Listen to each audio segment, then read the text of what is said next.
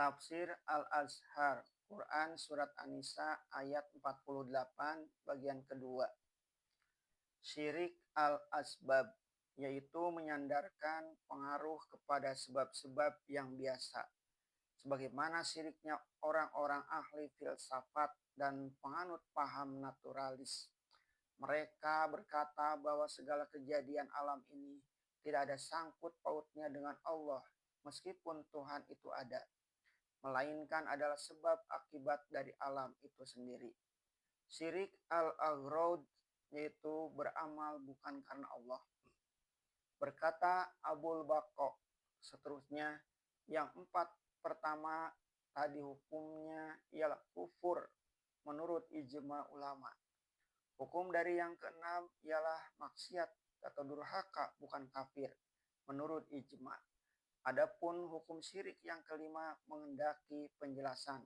Barang siapa yang berkata bahwa sebab-sebab yang biasa itulah yang memberi bekas menurut tabiat, tidak ada sangkut paut dengan Allah, kafirlah hukumnya. Barang siapa yang berkata bahwa alam itu memberi bekas karena Allah telah memberikan kekuatan atasnya, orang itu adalah fasik. Sekian Syekh Abul Baqo. Ada beberapa hadis yang mengenai syirik. Kita salinkan beberapa di antaranya. Dari Anas bin Malik, dari Nabi SAW, beliau bersabda, zulm, keaniayaan itu 3 macam. Satu keaniayaan tidak akan diampuni Allah. Satu keaniayaan, satu lagi diampuni oleh Allah. Dan satu keaniayaan lagi tidak akan campur Allah padanya sesuatu jua pun. Adapun keaniayaan yang tidak akan diampuni Allah ialah syirik.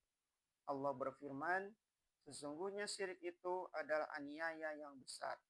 Adapun keaniayaan yang akan diampuni Allah ialah aniaya hamba atas diri sendiri. Pada jarang yang diantara mereka dengan Tuhan mereka. Dan adapun keaniayaan yang tidak dicampurinya ialah keaniayaan hamba itu sendiri sesama mereka sebelum mereka selesaikan di antara mereka. Diriwayatkan oleh Abu Bakar Al-Bazzar dalam musnadnya satu hadis lagi. An Jabirin qala ja'a a'rabiyyu ila nabiyyi sallallahu alaihi wasallam faqala ya Rasulullah ma mujibatani. Qala man mata la yusriku billahi syai'an dakhalal jannata wa man mata yusyrik bihi dakhalan nar.